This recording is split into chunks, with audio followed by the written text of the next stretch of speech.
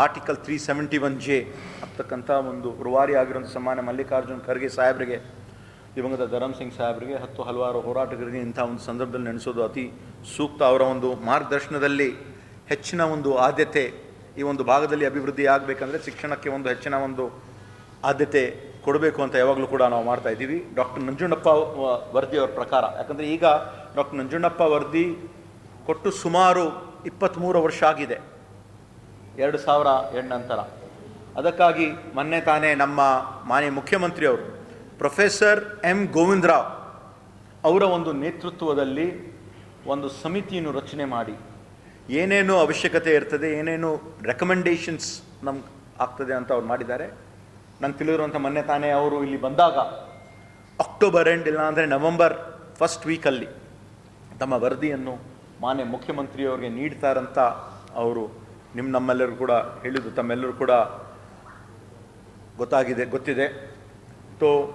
ಶಿಕ್ಷಣಕ್ಕೆ, ಆರೋಗ್ಯಕ್ಕೆ ಮತ್ತು ವಿವಿಧ ಬೇರೆ ಬೇರೆ ಮೂಲಭೂತ ಸೌಕರ್ಯಗಳಿಗೆ ನಮ್ಮ ಸರ್ಕಾರವನ್ನು ಹೆಚ್ಚಿನ ಒಂದು ಆದ್ಯತೆಯನ್ನು ಕೊಡ್ತಾ ಇದೆ. ಆದರೆ ಯಾವಾಗಲೂ ನಮ್ಮ ಭಾಗದ ಮೇಲೆ ಒಂದು ಇರ್ತಕ್ಕಂಥ ಒಂದು ಅಪಾದನೆ ಏನಿದೆ ಅಂದರೆ, ಯಾವಾಗಲೂ ಕೂಡ PUC ಫಲಿತಾಂಶಗಳಾಗಲಿ, SSLC ಫಲಿತಾಂಶಗಳಾಗಲಿ, ಅದರಲ್ಲಿ ಯಾವಾಗಲೂ ಕೂಡ ನಾವು ಕೊನೆ ಹಂತದಲ್ಲಿದ್ದೀವಿ. ಇದು ಸಂಪೂರ್ಣವಾಗಿ ನಮ್ಮ ಸರ್ಕಾರ ಹಾಗೂ ನಮ್ಮ ಶಿಕ್ಷಣ ಇಲಾಖೆ ಹಾಗೂ ನಮ್ಮ ಅಭಿವೃದ್ಧಿ ಮಂಡಳಿ ಒಂದು ಪ್ರಯತ್ನವನ್ನು ನಾವು ಮಾಡ್ತಾ ಇದ್ದೀವಿ. ಮೊದಲು 2 ವರ್ಷ ನಾವು ಶೈಕ್ಷಣಿಕ ವರ್ಷ ಅಂತ ಘೋಷಣೆ ಏನು ಮಾಡಿದ್ದೀವಿ ಅದನ್ನು ವಿಸ್ತರಿಸಿ ಈ ಒಂದು 5 ವರ್ಷ ಶೈಕ್ಷಣಿಕ ವರ್ಷ ಅಂತ ನಾವು ಘೋಷಣೆ ಮಾಡಿದ್ದೀವಿ. ಅದರ ಜೊತೆಯಾಗಿ ಕನಿಷ್ಠ ಒಂದು 25% ಹಣ ತಾವು ಶಿಕ್ಷಣಕ್ಕೆ ನೀಡಬೇಕು ಅಂತ ನಾವು ಮಾಡಿದಾಗ ಕಳೆದ 2 ವರ್ಷದಲ್ಲಿ ಕನಿಷ್ಠ 34.94% ಅನುದಾನ ಶಿಕ್ಷಣದಲ್ಲಿ ಅದು ಖರ್ಚಾಗಿದೆ. ವಿವಿಧ ಎಲ್ಲ primary education, higher education, UKG, LKG ಕಡೆಯಿಂದ ನಾವು ತಗೊಳ್ಳೋದು. ಈ ಬಾರಿ ನಮಗೆಲ್ಲರೂ ಕೂಡ ಗೊತ್ತಿದೆ ತಮ್ಮ ಒಂದು ಬೇಡಿಕೆ ಏನಿದೆ ಅಂದರೆ, ನಮ್ಮಲ್ಲಿ ತಮಗೆಲ್ಲ ನಮಗೆಲ್ಲರಿಗೂ ಒಂದು ಕಾಳಜಿ ಇದೆ. ನಮ್ಮ ಭಾಗದಲ್ಲಿ ಇರ್ತಕ್ಕಂಥ ಯಾವಾಗಲೂ ನಾವು 25 ಎಜುಕೇಷನ್ ಡಿಸ್ಟ್ರಿಕ್ಟಲ್ಲಿ ನಾವು ಭಾಳ ಕೆಳಮಟ್ಟದಲ್ಲಿ ಬರ್ತೀವಿ. ಎಜುಕೇಷನ್ ಅಲ್ಲಿ ರಿಫಾರ್ಮ್ಸ್ ತೊಗೊಂಡು ಬರಬೇಕು, ಏನಾದರೂ ಚೇಂಜಸ್ ಮಾಡಬೇಕು ಅಂದರೆ ಅದು ಓವರ್ನೈಟ್ ನಾವು ಕಾಣೋಕ್ಕೆ ಅದು ಸಾಧ್ಯ ಇಲ್ಲ.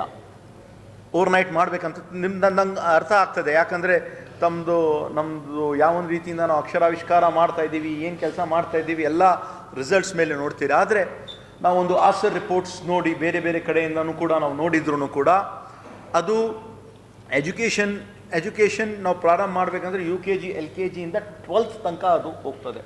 ಅದಕ್ಕೆ ಏನು ಮಾಡಬೇಕು ಅಂತ ನಾವು ನಮ್ಮ ಕಲ್ಯಾಣ ಕರ್ನಾಟಕ ಅಭಿವೃದ್ಧಿ ಮಂಡಳಿ ವತಿಯಿಂದ ತಮಗೆಲ್ಲರೂ ಕೂಡ ಗೊತ್ತಿರುವಂತೆ ಫೆಬ್ರವರಿ 7ನೇ ತಾರೀಕಿಗೆ ನಾವು ಮೊದಲ ಬಾರಿಗೆ ಒಂದು ಎಜುಕೇಷನ್ ಎಕ್ಸ್ಪರ್ಟ್ ಕಮಿಟಿ ಡಾಕ್ಟರ್ ಛಾಯಾ ದೇವಗಂಕರ್ ಅವ್ರ ಮುಖಾಂತರ ನಾವು ಮಾಡಿದ್ದೀವಿ. ಈಗಾಗಲೇ ಒಂದು ರಿಪೋರ್ಟ್ ಸಬ್ಮಿಟ್ ಮಾಡಿದ್ದಾರೆ.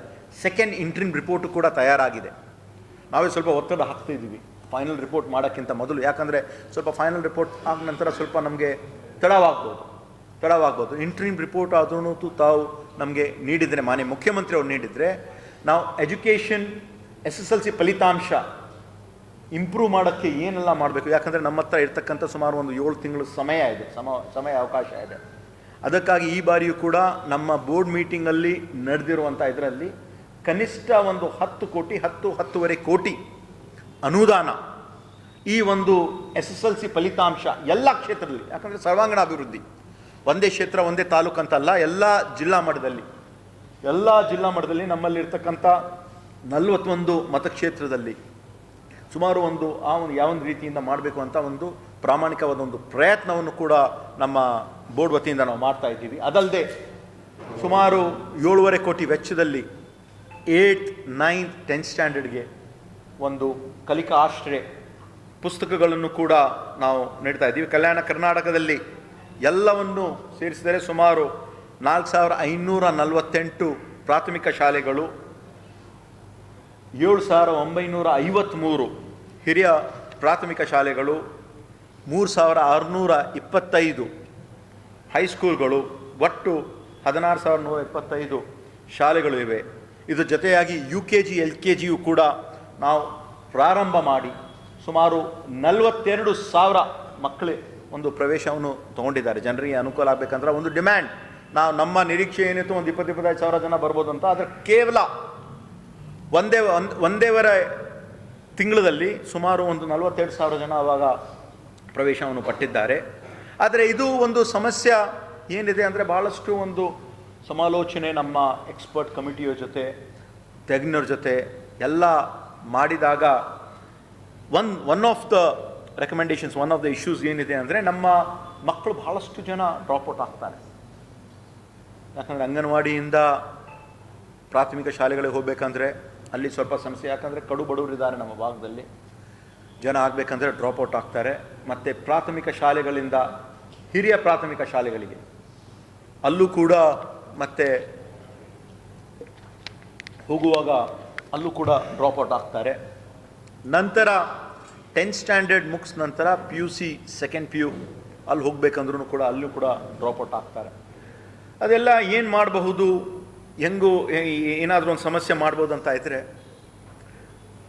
ನಮ್ಮ ಕರ್ನಾಟಕ ರಾಜ್ಯದಲ್ಲಿ ಒಂದು ಕಾನ್ಸೆಪ್ಟ್ ಏನು, ಕರ್ನಾಟಕ ಪಬ್ಲಿಕ್ ಶಾಲೆಗಳು ಅದು UKG LKG ಇಂದ ಪ್ರಾರಂಭ ಮಾಡಿ 12th ಸ್ಟ್ಯಾಂಡರ್ಡ್ ತನಕ ಮಾಡ್ತಕ್ಕಂಥ ಒಂದು ಪ್ರಯತ್ನ. ಈ ಥರ ಮಾಡಿದ್ರೆ ಮತ್ತು ಅಲ್ಲಿ ಒಂದು KPS ಶಾಲೆಗಳಲ್ಲಿ ವಾತಾವರಣವೂ ಸರಿಯಾಗಿರ್ತದೆ. ಒಂದು ದೊಡ್ಡ ಬಿಲ್ಡಿಂಗಲ್ಲಿ ಇರ್ತಕ್ಕಂಥ ಜನ UKG LKG ಇಂದ ಮಕ್ಕಳು ಅಲ್ಲಿ ಹಳ್ಳಿಯಲ್ಲಿ ಇರ್ತಕ್ಕಂಥ ಮಕ್ಕಳು, ಗ್ರಾಮ ಪಂಚಾಯತಿ ಮಟ್ಟದಲ್ಲಿ ಇರ್ತಕ್ಕಂಥ ಮಕ್ಕಳಿಗೆ ಅವಕಾಶ ಸಿಗುವಂತೆ ಸೊ KPS ಶಾಲೆಗಳನ್ನು ಮಾಡಿದ್ರೆ ಇವತ್ತಿನ ದಿವಸ ಕರ್ನಾಟಕ ರಾಜ್ಯದಲ್ಲಿ, ಇಡೀ ಕರ್ನಾಟಕ ರಾಜ್ಯದಲ್ಲಿ ಇರ್ತಕ್ಕಂಥ KPS ಶಾಲೆಗಳು ಸುಮಾರು 300 ಆಸ್ಪಾಸಿದೆ.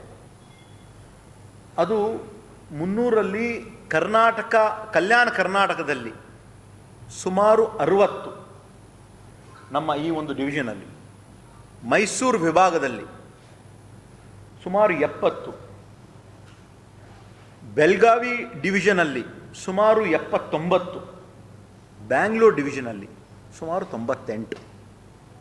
ಆದರೆ ನಮಗೆ ಇವತ್ತು KPS ಶಾಲೆಗಳು ನಮ್ಗೆ ಅವಶ್ಯಕತೆ ಇದೆ ಅಂದರೆ ನಮ್ಮ ಸರ್ಕಾರ ವತಿಯಿಂದ ಮೊನ್ನೆ ನಡೆದಿರುವಂತಹ ಸಚಿವ ಸಂಪುಟದಲ್ಲಿ 4ನೇ ತಾರೀಕಿಗೆ ನಡೆದಿರುವಂತಹ ಸಚಿವ ಸಂಪುಟದಲ್ಲಿ ಒಂದು ನಮ್ಮ ಕಲ್ಯಾಣ ಕರ್ನಾಟಕ ಭಾಗಕ್ಕೆ ಒಂದು ಬಹಳ ದೊಡ್ಡ ಕೊಡುಗೆ ನೀಡಿದ್ದಾರೆ.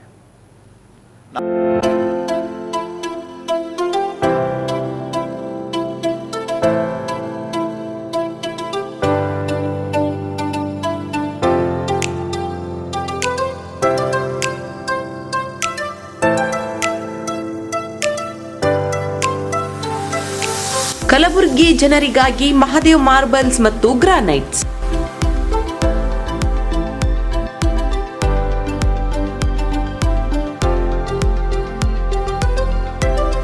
ಉತ್ತಮ ಗುಣಮಟ್ಟದಿಂದ ಕೂಡಿರುವ ಮಾರ್ಬಲ್ಸ್ ಮತ್ತು ಟೈಲ್ಸ್.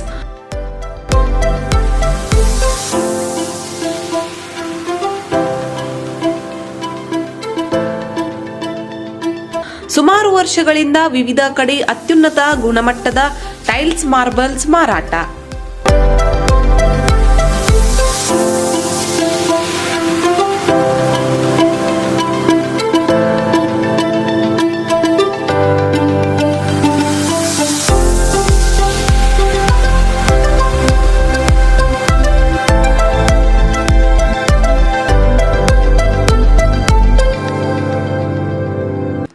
ಸೋಮನಿ ರಾಕ್, ಸಿರಾಮಿಕ್ಸ್, ಒಯಾಸಿಸ್ ಕಂಪನಿಗಳ ಟೈಲ್ಸ್ ಮಾರಾಟ.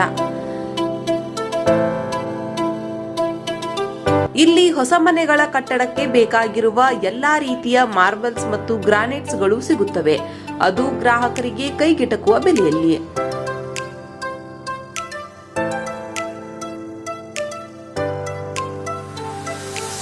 ಹೆಚ್ಚಿನ ಮಾಹಿತಿಗಾಗಿ ಭೇಟಿ ಕೊಡಿ. ಮಹಾದೇವ್ ಮಾರ್ಬಲ್ಸ್ ಮತ್ತು granites, exclusive showroom, Nagarahalli cross, ring road ಹತ್ತಿರ, ಕಲಬುರಗಿ. ಹೆಚ್ಚಿನ ಮಾಹಿತಿಗಾಗಿ ಸಂಪರ್ಕಿಸಿ 90082 4911 9742 679975.